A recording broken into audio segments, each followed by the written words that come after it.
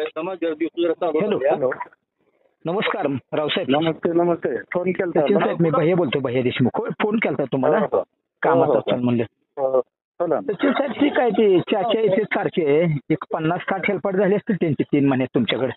शेष बाबुळगावचे कोण कोण? ती काय मनमानी कारभार करते ती, तुमचं ऐकत नाही ते काय खालचे कर्मचारी वगैरे ते पोलीस बंदोबस्तात प्रोसेस केलेले, एवढं मोठं गरीब बिचारा पैसे भरून आलाय शेष बाबुळगावचे ती बंदोबस्तासाठी दिलेले. ती हा, हा, जगताप हा. मनमानी कारभार करतोय, त्याला ती वेगळीच उत्तर देतोय. हा नाही, कोर्टातल्या वादाला काय संबंध आहे रावसाहेब? अहो, उत्तर आहे त्यांचं, हे आहे काय त्याच्यावर स्टे आणलाय काय? कोर्टाचा काय संबंध आहे? त्याच्यावर स्टे आणला असला तर ह्याला अधिकार नाही तुम्हाला बंदोबस्त देता येत नाही, स्टे आणलेला असेल तर. पोलीस बंदोबस्त तयार आहे, एसपी ऑफिस मध्ये ती चौकशी केल्याशिवाय परवानगी देत नाही ती. काय संबंध स्टेचा?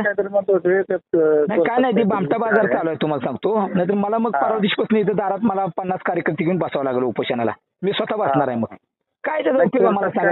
ह्याचा बिचारा ते सत्यवन धावणे तिकडनं हेलपाट घालते, ती कांबळे भामटेवणी खोटं बोलतोय तलाठी. काय काय चाललंय का? ही देशाची वाट लागल रावसाहेब.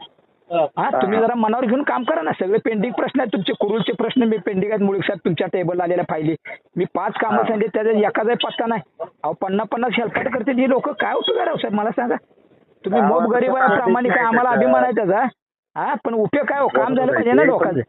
ज्यात अडचणी आहेत त्यात काय करणार आता सांगा. कशाच्या अडचणी? अहो, ती क्लिअर कट आहे. तुम्ही स्वतः सांगितलेलं आहे, तुम्ही बंदोबस्त तुम्ही दिलेला आहे.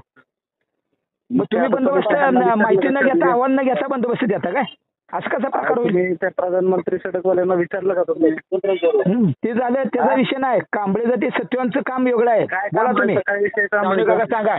हॅलो. त्या पंतप्रधान योजनेचा काय संबंध नाही. पंतप्रधान योजनेचा काही एक संबंध नाही. कांबळे तुम्हाला लबड बोलते, त्यांनी माझं नुकसानी तुमच्या सह्या झालेल्या त्याच्यावर मंडल अधिकाऱ्याच्या, पुन्हा कृषी अधिकाऱ्याच्या सह्या झालेल्या पंचनामा आहे त्याच्याकडे. आणि तो वरचा शेतकऱ्यांना संगनमत करून ती दोघं मला कुठलंच अनुदान मिळू दे नाही. ती अनुदानाचा फुटलेला नाही. पाईपलाईनचा विषय 66चा एक मीच आहे.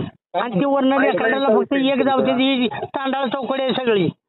हा, खोटं बोलतोय तू कांबळे भाऊ. तुम्ही कांबळे भाऊसाहेबला विचारा बोलतो सांगा.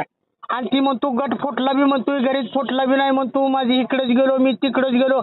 असली उडवडूची उत्तर जागले या. फक्त पंचनामा द्या मला, एवढंच माझं म्हणणं आहे.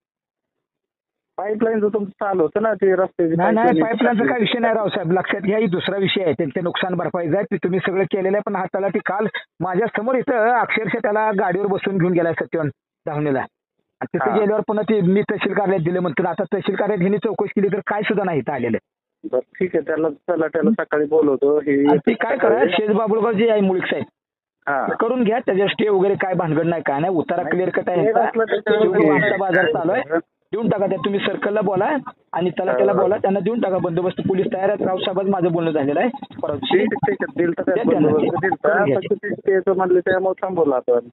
आणि ती मला अनगर अप्परचं द्या की पत्र. ते अनगर कुठं आहे मला दाखवा, की मध्यवर्ती असली तर आम्हाला तुमच्या गाडीत घेऊन जावा, पोलीस वगैरे बंदोबस्त घेऊन. ते अनगर मध्यवर्ती ठिकाणी ती दाखवा ना आम्हाला. मोहोळ तालुक्यातल्या लोकांना ती मोहोळ तालुका संघर्ष समितीची माणसं घरदारा सोडून पळते. ती मी घरदारा सोडून मुंबईला जातोय, पुण्याला जातोय, आयुक्ताला भेटतोय, कलेक्टर साहेबाला परवा दिले पत्र.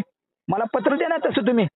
सदरच्या बाबतीत ही मध्यवर्ती कार्यालय असेल तर तुम्ही दाखवा ना नकाशात आम्हाला. अनगर मध्यवर्ती आहे का शेवटच्या टोकात आहे ती तहसीलदार साहेब दाखवा तुम्ही. 2 याचिका दाखल झालेल्या आहेत, त्यामुळे कोर्टात नाही, याचिकाचा विषय नाही. कोर्ट या पद्धतीने बघल. तुम्ही कोर्टाचे काय तुम्हाला अधिकार असणे. तुम्ही आता पुनर्वसनच्या याला जवळजवळ कोर्टाच्या फायली तुम्हाला सांगतो 100 फायली पडून आहेत. 102 गाडीच्या ह्याच्यासाठी कोर्टाचा आदेश आहे. 1.5 वर्ष झाला अजून आरोग्य अधिकाऱ्यांनी त्यांच्या पगारी केलेले नाहीत. असं काय नाही. जो तुम्हाला अधिकार आहे, कायद्यात तरतूद आहे, तो अधिकाराचा वापर करू शकता तुम्ही. मला फक्त अनगर हे मध्यवर्ती ठिकाणी तुम्ही कळवलेलं आहे. नदीचा भाग आहे तिथे कुठं ऐका कारखाना नेऊन काय संबंध आहे त्या माझ्या महसूलच्या विषयात तुमच्या तहसील कार्यालयातल्या हजारो लोकांना ऐका. त्या हजारो नागरिकांचं पाप घेऊ नका. तुम्ही चुकीची माहिती कळवलेली आहे. शासनाचे मुख्यमंत्री, दोन्ही उपमुख्यमंत्री काय सुद्धा चूक नाही रावसाहेब. जी नवीन अप्पर तहसील आहे का मध्यवर्ती ठिकाण म्हणतोय आपण, तालुक्यात काय संबंध नाही. तुम्ही हरकत घेतलीत का मला सांगा. नाही तर रावसाहेब तुम्हाला सांगतो मी उद्या आहे का तुम्हाला 2 दिवसात पत्र देणार आहे आणि वेळ आली तर तहसील कार्यालयाला कुलूप ठोकणार आहे पोलीस स्टेशनला कळवून. आणि तुम्ही मध्यवर्ती ठिकाणी मला दाखवायचं ते अनगर शेवटच्या टोकाला मध्यवर्ती सगळ्या हजारो लोकांच्या डोळ्यात माती टाकू नका तुम्ही, चटणी टाकू नका. तुम्हाला सांगतो निर्णय शासनाचा निर्णय, शासनाचा विषय नाही. तुम्ही कळवताना चुकीचं कळवले.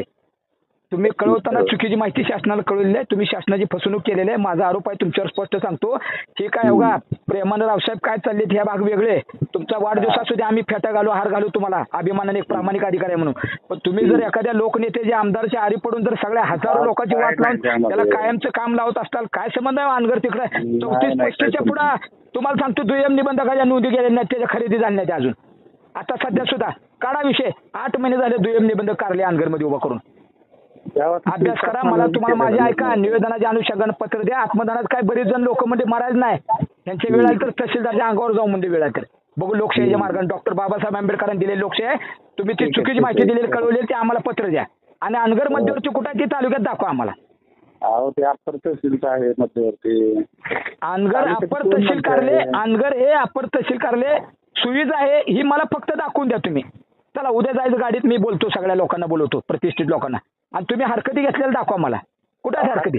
अहो महाराष्ट्रात 52 गावच्या 52 तालुक्यात अप्पर तहसीलची मागणी करते. अजून एकाला मंजूर नाही. 8 वर्षापासूनची कागद दाखवतो तुम्हाला. उत्तर तालुक्यात 5 वर्षापासूनची मागणी अप्पर तहसीलची. तुम्ही अनगर हे शेवटचं टोकाचं गाव असताना तुम्ही चुकीची माहिती का दिली सांगा. मी आता कलेक्टरला, आता सोलापूरला चाललो भेटायला. मी तुमच्या माहितीच सांगतो. माझा स्वभाव, मी गोळ्या झिलून मी मारणारा माणूस आहे. अहो काश्मीरच्या बॉर्डरवर, पाकिस्तानच्या बॉर्डरवर भारतीय लढतोय तहसीलदार साहेब, त्याला काय हो बिचारा आपल्या रक्त झाले. माझ्या तालुक्यातल्या जनतेसाठी मी करू शकत नाही का? त्यांना नाहक त्रास होणार आहे, आयुष्यभर ही पिढ्यानपिढ्याचा त्रास होणार आहे. लक्षात ठेवा तुम्ही. सत्ता आज असते उद्या नसते. आमदार आज निवडून आले असतो, उद्या पडू शकतो, त्याचा विषय नाही. पण आम्ही सामाजिक कार्यकर्ते, नेहमी रस्त्यावर आम्ही जन्म झालेला आमचा. ते करून घ्या, तुम्हाला सांगतो. ते शेज बाबूळ करून घ्या. ते तुमची ती बेरीज पेंडिंग काम आहे तुमची. मुरमाचे खुले आमचं आलाय वाटेप, ते या गोष्टीकडे लक्ष द्या तुम्ही. बरोबर नाही मुळीक साहेब? करून घ्या ती गोष्ट.